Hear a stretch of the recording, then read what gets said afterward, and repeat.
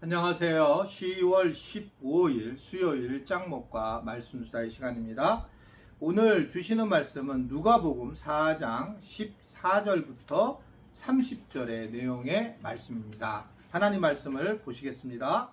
예수께서 성령의 능력으로 갈릴리에 돌아가시니 그 소문이 사방에 퍼졌고 신이 그 여러 회당에서 가르치심에 뭇사람에게 칭송을 받으시더라. 예수께서 그 자라나신 곳 나사렛에 이르사 안식일에 늘 하시던 대로 회당에 들어가사 성경을 읽으려고 서심해 선지자 이사야의 글을 드리거늘 책을 펴서 이렇게 기록된 데를 찾으시니 곧 주의 성령이 내게 임하셨으니 이는 가난한 자에게 복음을 전하게 하시려고 내게 기름을 부으시고 나를 보내사 포로된 자에게 자유를 눈먼 자에게 다시 보게 함을 전파하며 눌린 자를 자유롭게 하고 주의 은혜의 해를 전파하게 하려 하심이라 하였더라. 책을 덮어 그 맡은 자에게 주시고 앉으시니 회당에 있는 자들이 다 주목하여 보더라.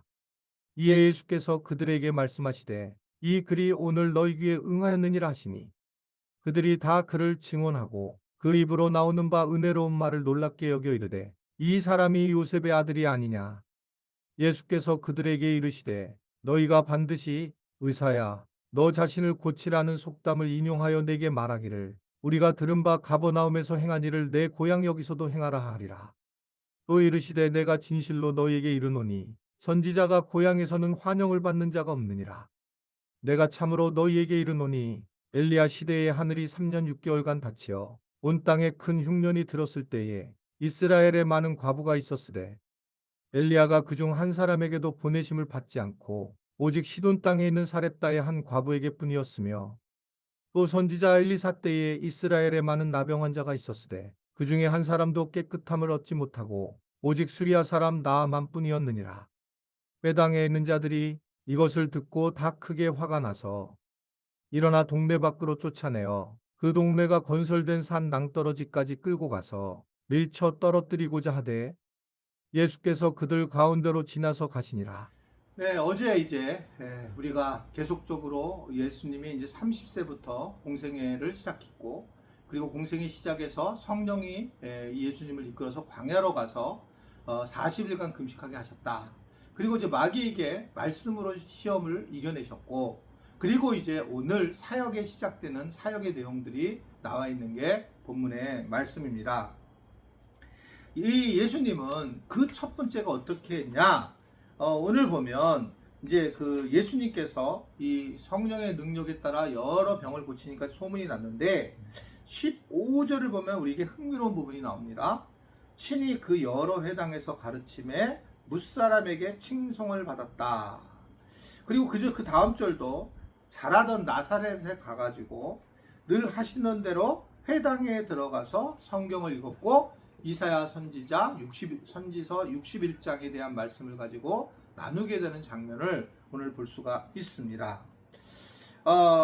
저는 흥미로운 게 예수님이 그냥 아무 데서나 가서 사역을 하신 것이 아니라 회당에 가서 말씀을 나눴다. 저 이 부분인 겁니다. 이게 바울도 마찬가지였는데 바울도 복음을 전하러 이방 나라에 갔을 때에 유대인들, 디아스포라 유대인들이 만들어 놓은 회당에 가서 그가 예수에 대해 말씀을 전하는 모습을 보게 됩니다. 생출로 전한 것이 아니라 그런 어떤 비슷함, 하나님에 대한 것들을 알고 있는 그곳에 가서 모임이 형성되는 데 가서 복음을 전하는 그런 모습들로 나타나게 되는 걸 볼 수가 있습니다.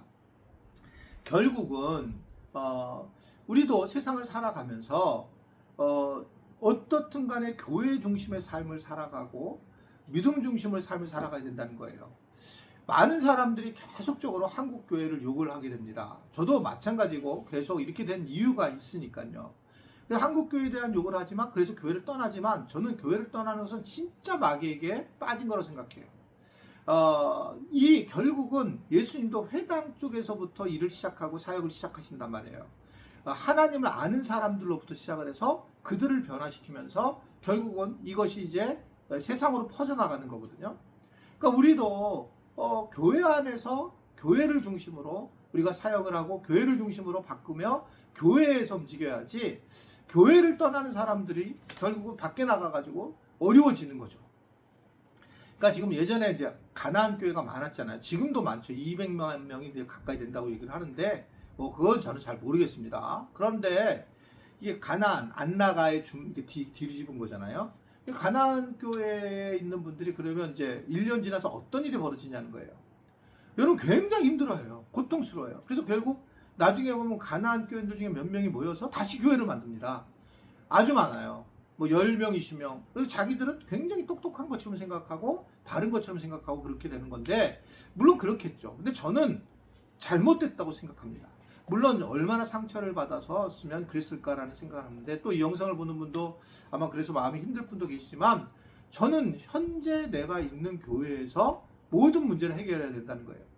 회당에 가서 예수님이 회당에 있는 사람들을 먼저 만났던 것처럼 바울이 회당에 가서 복음을 전했던 것처럼 하나님 나라를 전한 것처럼 교회 안에서 비록 교회가 완벽하지 않고 좀 어렵지만 교회 안에서 해결을 해야지 이거를 자꾸 내가 교회를 떠나버렸어요. 다른 곳으로 가버렸어요. 그러면 우리는 굉장히 지혜롭지 못하게 일을 하고 있다는 걸 보여주는 것이 오늘 본문의 내용의 말씀입니다. 혹시 오늘 이 강의를 이 말씀 수사를 듣는 분들 중에 교회를 지금 속상해서 안 나가는 분들은 주변 교회를 나가셔야 돼요. 그리고 그 교회에서 내가 할 수 있는 만큼 하고 또 때로는 내가 만약에 교회를 더 개혁시키려면 열심히 해서 장로님들이 대하셔야 됩니다.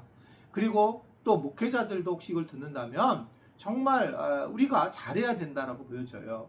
우리도 종이입니다. 우리가 뭐 교회를 좌지우지할 그런 위치가 아니고 하나님의 종일 뿐이에요. 다 종이에요.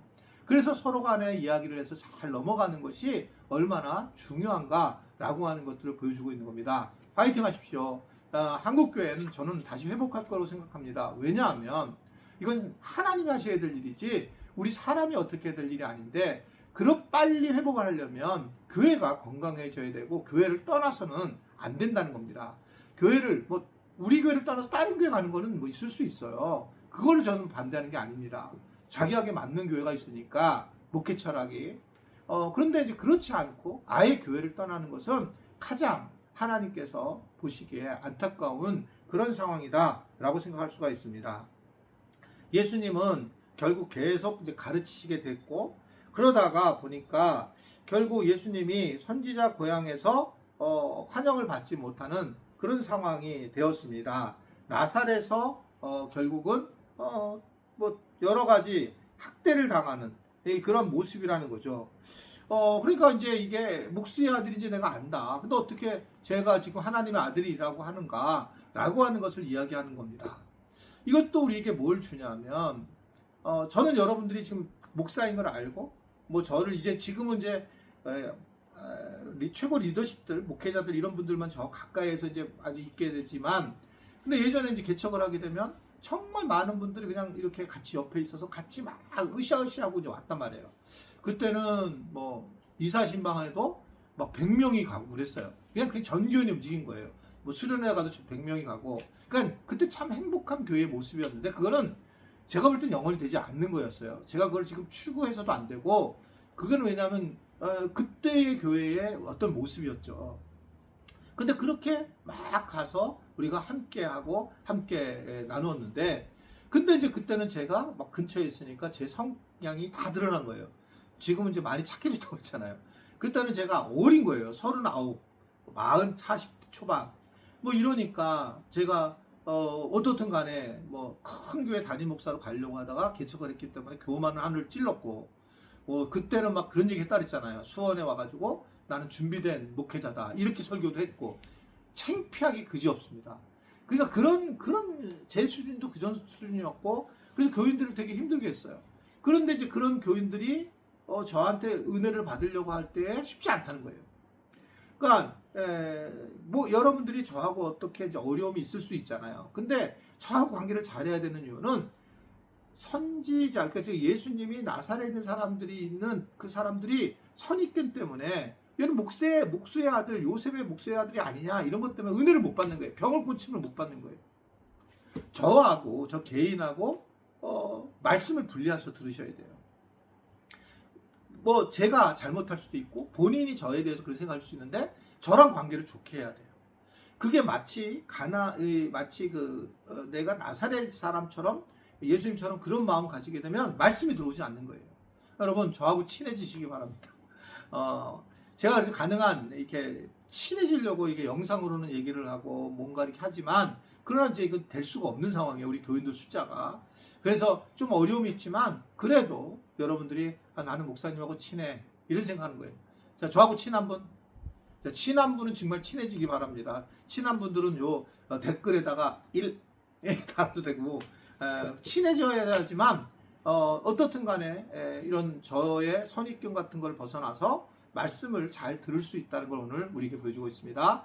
우리 그러한 우리 교인들이 될 수 있게 되기를 주님의 이름으로 부탁을 드립니다. 기도하겠습니다.